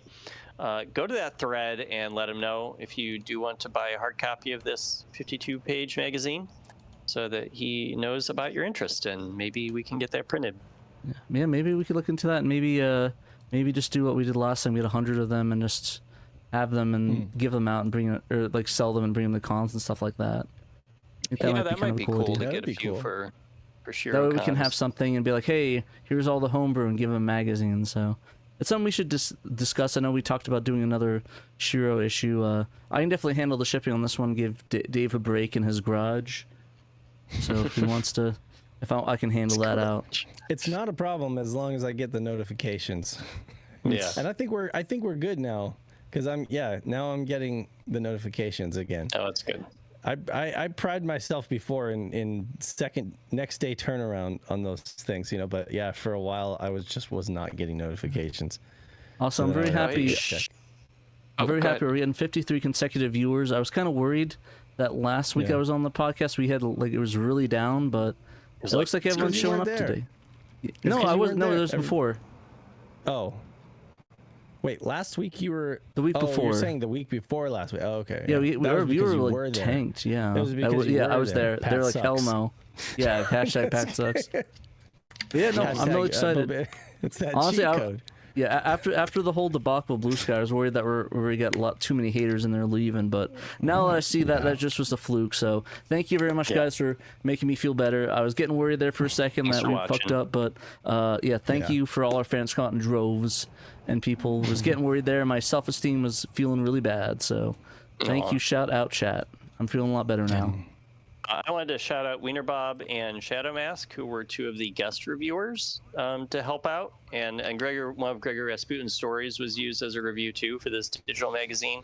And I think there was another guest reviewer. I didn't catch it, but yeah, they helped out where the official judges couldn't quite get everything done on time, and Emerald Nova needed some help, so they pitched in. So thanks for doing that, guys. Oh, I probably should link the magazine. I'm kind of dumb. I'm sorry, guys. You have to do that. I'll put in the chat right now. If you guys want to view it. I don't know why I didn't post that earlier. I think I'm just... Sorry, you're busy. In the funk. I'm running the show. I'm definitely going to need to drop off at 5, guys, just so you know. Yeah, I think we're almost finished up, I think, yeah. But yeah, we got like 2 more We're getting there. stories. Okay, so let's go through this next one real quick. This is related. So I wrote a story for this morning about the Devil Summoner Soul Hackers patch that Trekkies entered into the showcase. It is not, as I said, available for anyone to download, the public to download yet. He said that the main reason he submitted it was to show progress and that it's not dead, which is a perfectly valid reason. So it's good to progress so far. Show some proof of life of your translation patch, so people don't think that you've given up on it. Yeah, he has made some good progress on it. He is getting through it. I guess a big remaining thing to do is finding any untranslated text that's still in it and replacing it with the equivalent data in the 3DS version of Soul Hackers, which is where he's pulling this translation from. So this is an official translation that's getting brought over to the Saturn version. And he also needs to root out any crashes or other odd issues. Trekkie said once that's worked out, then it's on to implementing the variable width font system and then beta testing for stability and other issues. So yeah, he already figured out like years ago how to do variable width font, but he has not implemented it yet because doing so kind of like overwrites the existing Japanese font. And so if he does that now while he's still like replacing text, then it's going to mess him up as far as trying to find what text still needs to be replaced. So he's got to wait till the very end to actually implement VFW or VWF. But yeah, a lot of what he's been doing these last few years since he since he started working on it in March 2023 was identifying text and removing it because the Saturn game bugs out within place. Moving some text that is in the 3DS version, which is based on the PS1 port, which they had added some scenarios or something to that wasn't in the Saturn original. So he's trying to find instances of that and get it out of the script and make sure that like it's just putting in what the Saturn version needs. So that's been, I guess, quite the hassle, but Trekkies is getting through it. So yeah, he does plan on releasing this to the public once he feels more comfortable with where it's at as far as the quality and the completion of it. He may wait until he's all done with it before releasing it, and that's totally okay. That's up to him. That's what we did with like Stellar Assault and Bulk Slash. You know, we just wanted a complete version out there in the world instead of having incomplete versions. So yeah, but we don't want, like, I mean, I still have, honestly, Dan, I still have all the builds from Bulk Slash of each and every one that's saved on my hard drive. So if anybody wants me to leak some builds, get some early beta prototypes, let me know. Right. Yeah, if you want to still hear some of the characters speaking Japanese and like 2 of them are in English, then it'll be fun. Means. We got all on them, but I'm excited. I'm gonna see if I can, because I don't think there's been a lot of any videos of this, so I think I'm going to probably attach it to this one. I'll probably play it on Sunday or something. I'll do a little stream, either on maybe I'll do it for the patrons. I'll do like a live stream for the patron people and play this a little bit and go through like and see what changed a little bit.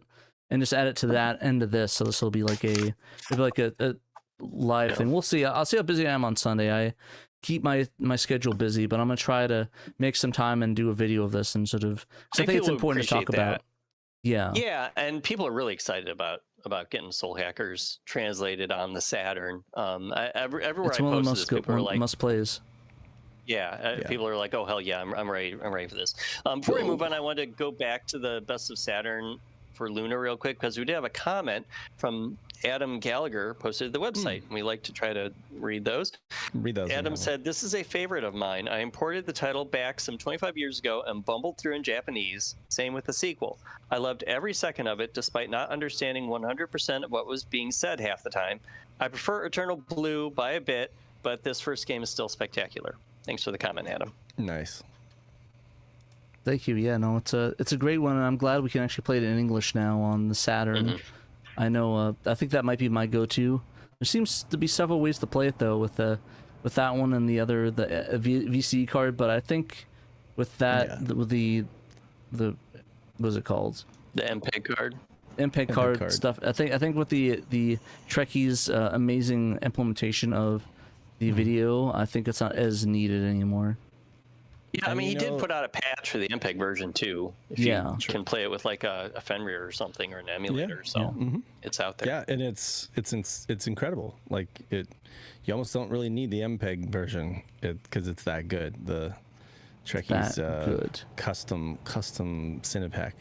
But also with like Soul Hackers, like I'm glad to hear that people are excited to play it on Saturn, because it definitely, like I it's playable elsewhere, right? And in English, on 3DS if you have $100. It's just not.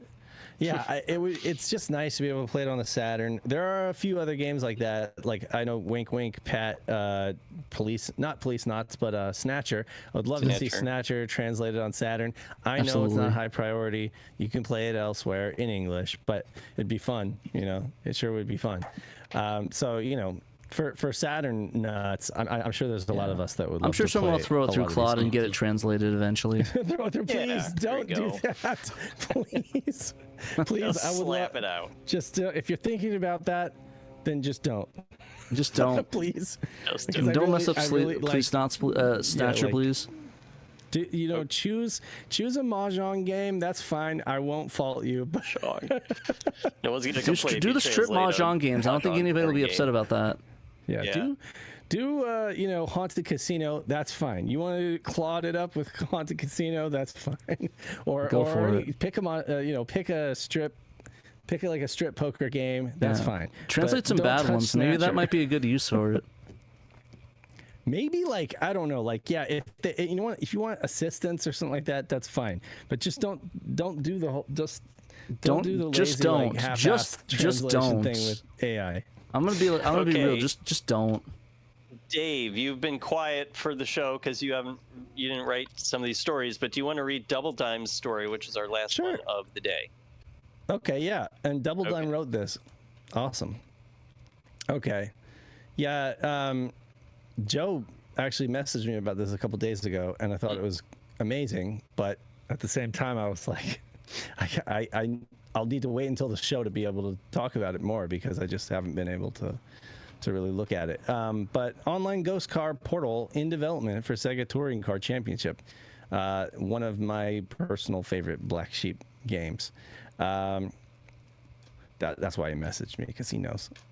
Earlier this week, Sega RPG Fan revealed his latest Saturn online project in development, a ghost car portal website, which, Pat, I don't know, you could click on that link if you want to show folks. Is it going to give myself a virus? I'm just joking. Ghost car. No, it's actually really, really cool looking. It's going to give me a ghost virus. Right, ghost car virus. So, ghost car portal website. Well, it's not loading, so that's some good signs so far. Oh, it loaded for me. It loaded for me just fine. It's saying loading. Maybe it hates. Maybe it hates me. Oh, it's loading. It's blank for me. Computer. Maybe my cookies are not working. Okay, so anyway, Ghost Car Portal website. I promise you guys, trust me, bro, it exists. For Sega Touring Car Championship, this site connects directly to Sega Saturn's NetLink or X-band modems through the NetLink tunnel using a 5-digit PIN code. Once connected, you can upload your STCC Time Attack Ghosts and or download other user ghost cards directly to your Saturn to race against. All submissions are even ranked with an active leaderboard, which is amazing. This should have happened back when the game was released, and arguably they did shoehorn some NetLink leaderboard functionality into it at the very end. But I mean, I think that this would have made a lot more sense to have this available back in the day, you know? Kind of reminds me of the Dreamcast. I think they had a site similar to that for some of the Dreamcast games. Oh, there you go. Pat got it working finally. It did? No, it didn't work. That's just a video. These are screenshots. Oh, those are just the screenshots. Oh, okay. All right. Well, just trust us. It looks like That's that. kind of what it looks like. Trust us, bro. It works. It works in prod. It totally does. It totally does. It works on my computer, no problem. Like exactly, bro. That's how that works. No, yeah, this is awesome. It's and he even took time to kind of make it look. It loads up like on my the game. On my laptop too. It loads up on Pat. Right now. So Pat sucks. It's maybe my router sucks. Maybe my oh yeah, my 3090 sucks. Yeah, I totally didn't spend $1,000 for it to not work. Block cookies. Sega, Joe says don't block cookies. Bro, what do you mean Anyway, don't block cookies? I'm gonna block all the cookies. Delicious. Cookies. Cookies. Right, so STCC all right, let me get my my blocker. Maybe that's doing it. Give me a second. Okay, STCC launched on Sega Saturn in November 1997. About a year after the arcade original, the game included online functionality in its North American and Japanese release, but unlike other NetLink titles that offered real-time head-to-head play over phone lines, STCC launched with more modest capabilities. Ones that are not even advertised on the back of the box, if you can believe it. Like, you had to read the manual to know that this game even had that functionality, which is crazy. And then, of course, they had like the real time. They had like the global net events and stuff like that. Yeah. Which are kind of, I think, partially responsible for inspiring our NetLink or our community events that we have. Like, anyway, because it was the first community challenge that we did. And we kind of used their whole like global net event thing. Saturn modem owners in the 90s could submit their times for arcade challenge mode, as well as, and you do that through the PC, by the way, arcade challenge mode, as well as, I'm sorry, no, you could submit your times for arcade challenge mode through this game, but they had a site, they had a leaderboard site where you could also submit your actual arcade times, like if you went to the arcade and played the game in the arcade. So they did have a site for that. Oh, I think I know what's happening. It's probably my VPN. As well as I'm not on it, but events. I think it just hasn't reset. I need to reset my browser. Check leaderboard rankings directly from built-in browser on STCC. Yeah, so the game itself has like a CRI coded browser, and you can like log out of the game and go over to the browser side and look at the things. So it's kind of like two separate sides of the game. Participants without modems could also submit their times in the form of a password emailed to Sega using a computer app found on the disk. So you'd pop the disk, Saturn disk, into your PC, and you'd click on the little HTML thingy, and it would bring up a form, and you would just do it on your computer. And it was kind of like, trust me. Maybe there was a code. Trust you, bro. I'm not giving you a virus. No, yeah, it would give you some kind of a code, because I remember Zayden had to reverse engineer those codes and like figure out how they were storing data. So that's it's all coming back. The game would email your password automatically to Sega, Joe said. Zayden brought the leaderboards back online in 2022, allowing Saturn users to email their game saves to him through the NetLink tunnel, which he then verifies and updates on the leaderboard site, which you could also show folks, Pat, if your computer... Peter's in chat. Yeah. Also, I think there that works. I think what's happening, I think I realized what happened. I think my VPN needs to be reset in the browser, because I have a VPN that I keep going between for reasons. So I need to reset that. So that's probably what's happening. It's probably didn't reset the cache and thinks I'm still on a VPN, because every site's dinging me. Yeah. I'm on that Sega Touring Car leaderboards right now, and I'm still fourth on the leaderboards. But Joe is ahead of me, Joe Mama, and he's using manual transmission. All these people, I didn't realize I was on the leaderboards using automatic, but I guess I was. Whoever Kim is, they're rocking it. Wow. And Qbert. But I think, Sega Steve is on there. Lewis is the guy, I think, who did it using a digital Saturn pad, like a Model 1 Saturn pad. Alrighty, which is really impressive. And the Segaholic is on here. Retro RGB. Retro GB. I thought Retro RGB is like Retro RGB's on? What the fuck? Yeah, Double Dime's here with the Alfa Romeo and a bunch of other people. Shadow Mask, Rat Rink. Anyway, yeah, so I was getting into the weeds there. So, but the leaderboard site is still up. This is a great way to compete with others, but limited to the original events. And here's a promotion, like an original promotion for the Global Net event in Japan. STCC did not originally use the modem for ghost cars, since ghost car files are huge. The file sizes are too large for Saturn's internal memory. A Saturn memory cart is required to back them up. To share them online, you would normally need to use a program like Save Game Manager to extract and insert the ghosts from your Saturn memory card to your ODE's SD card.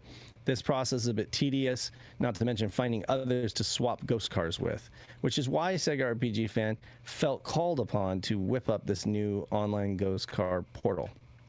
This is awesome. This is the stuff dreams are made of, folks. Dreamcasts. I'm such a nerd. Cast the dream.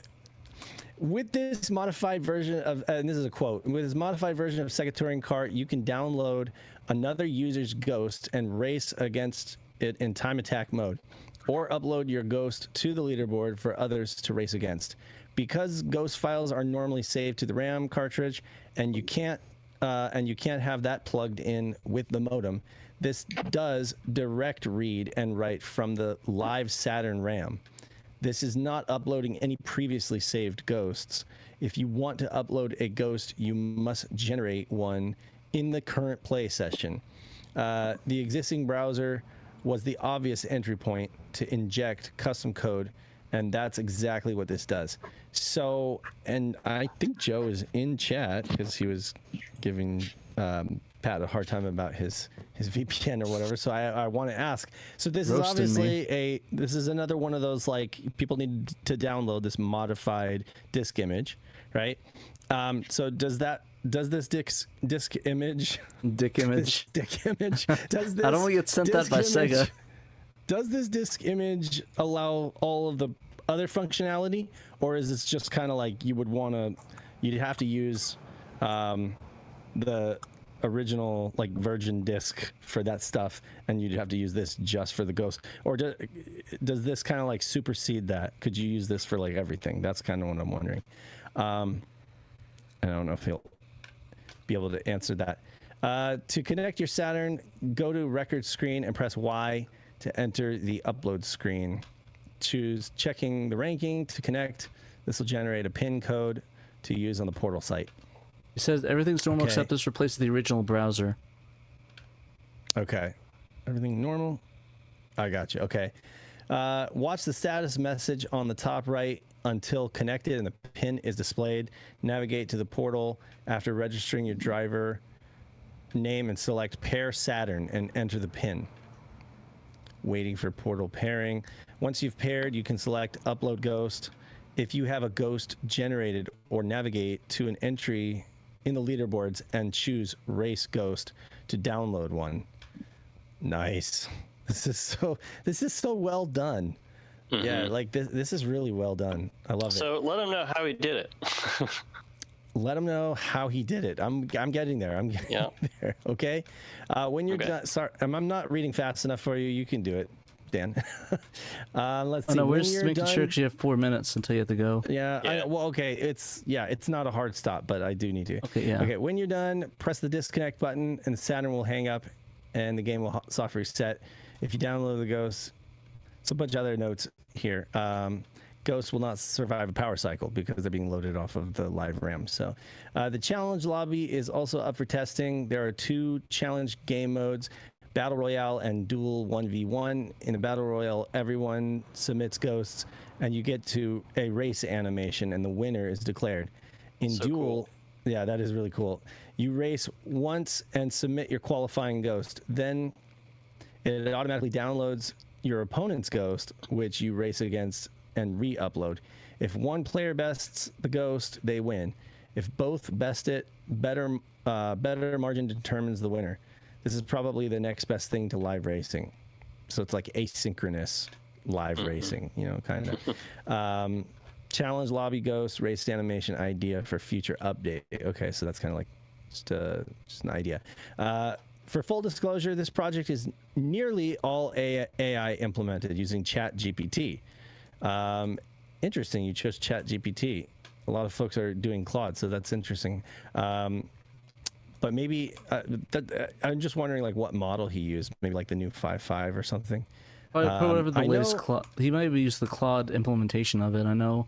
And all the AI ones, you can change the whatever model you can use. So you can use like ChatGPT and still use Claude if you want to. Oh, okay. So I got you. but yeah, I know he uses the Claude model the most though. But maybe he tried a different one. I don't know.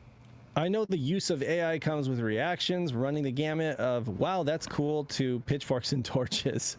I spent countless hours passionately working on the current Saturn online infrastructure without any AI tools, and I'm extremely proud of that work, as it should be. It's amazing. Spam call. Let's see. Okay, in the past year, I've begun to overcome my skepticism and learn to more effectively work with AI tools.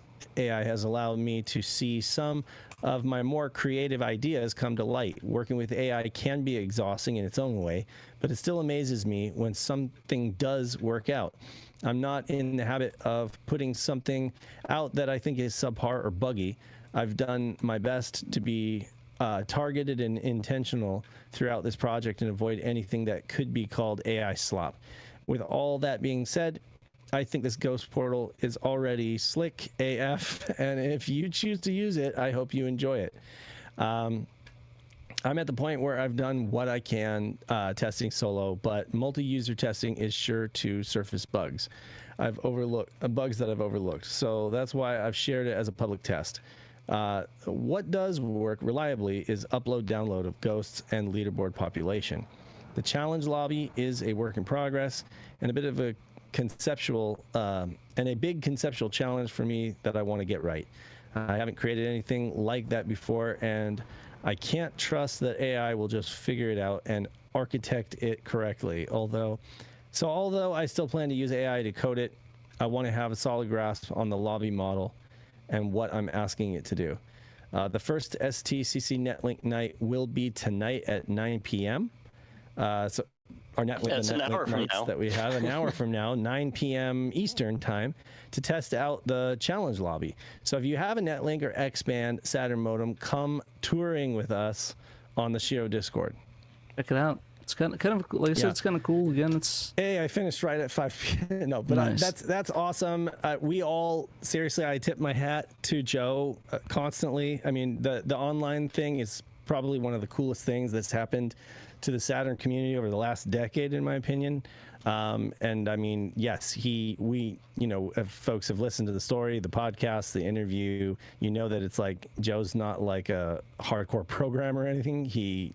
Much of what he came with painful trial and error and a lot of time, like many hours of his life soaked into making this stuff happen. So, and again, Joe, I've talked to him before, and he says like he has a lot of cool ideas, and just not necessarily sure how to bring those to light. And sometimes using AI at least is a good way to get something kicked off, And it sounds like he's having to hold the hand all along the way, Yeah, there's a lot of hand holding always be the case. Yeah. So but there you go. This is something that he may not have ever really figured out if it wasn't for like the inspiration that AI is able to kind of bring this all together. And thanks so much to Double Dime for writing this article. That's awesome. He did a great job. And no, this really looks slick for sure. And it's not nearly as bad a game as people think it is. It's actually quite fun. It was very robust for when it was released. It was you got a ton of bang for your buck. And I'm surprised they weren't able to work something like this in back then. Probably just not enough time, But yeah, no, this is great. This is what they needed back then, I would say, to really make it like a complete package. But yeah, so I should probably read off our Patreon supporters since let's wrap it up. We're over 5 o'clock. Turned into a huge story. Thanks for watching. It's been a 2-hour show. Thanks to all 47 people who are still sitting here and tanking watching. along. We got our VIP and all access patrons that we want to recognize on the show, and we do every week. Cerulean, Chad Clark, Chris Piper, Derek Pascarella, Emerald Nova, Eric Hero, Evo42, Fat Drunk Friend Otaku, Gem Clash or Rank, Johannes Fetz, Memphis, Neil Henderson, Normal Guy, Nutrageous, Paul Joseph Bort, Robert Ramsey, Rowan Dinkt, Sega Steve, Shadow Mask, Stone Man, and Young Money Swee. Appreciate you guys. Thanks so much for and Daniel donating. Fredrickson, of course, as well. And Daniel Fredrickson. Yes, exactly. Daniel, thank you for remembering. Our honorary SHIRO. Honorary SHIRO for life. Everybody else, thank you so much for your support. I just sent out a bunch of, just shipped out a bunch of magazines and stickers and stuff like that. So you definitely helped me buy those labels and deal with HostGator for our website issues and stuff like that. So fun times. We really appreciate fun time. It was very fun. Yeah, Pat, I had to bug him while he was on vacation. He was not happy, Pat. So, yeah. But I don't blame him. Understandably. But yeah, no, we love you guys. Thanks so much for the support. If you can't give us money, that's okay. We love just seeing more people come and be a part of the community. You know, we're going to keep trying to make the community the focal point and the priority here. And of course, Dan and Double Dime and Gregory and Pat, all those guys writing articles, giving you guys the news cycle and letting you know what's going on. That's our job, you know, and so we're going to continue to try to do our diligence to make sure that you guys always know what's going on in the Saturn community. And you can have form your own opinion about it, but at least you know that we're always going to be bringing, you know, accurate and timely news to you when it comes to Sega Saturn scene. So my hat's off to Dan too for all the wonderful articles that you write, Dan. I'm just really glad that we have you. We don't deserve you. Definitely not. Sorry, Pat. I didn't mean to talk over you. Oh no, I was just gonna say, you know, and thank you everybody for being supportive. I know there's a lot of opinion on AI. A lot of people might take their frustrations out in negative ways, and it seems like everyone in the chat seems to be on point, and everybody that's not on Blue Sky seems to be pretty level-headed, even people that are against it. And like we have good discussions, and like I said, we always I'm gonna be honest, we'll always facilitate great discussions. But if the discussion is just a bunch of vitriol, then I'm not gonna talk to you about it. So, and you're probably gonna get banned on our Discord if you try it. So. Good for the healthy discussions. Respectful, we're happy to talk about it, and we know full well that there's a light side and a dark side to it, and it's not perfect. So, but we'll continue to have those discussions as long as they're respectful, for sure. Exactly. But well, thank you for watching, everyone. Thank you for listening. We really appreciate it. We'll see you next week. Yep. Remember, you must play Sega Saturn. You must play Sega Saturn. See ya.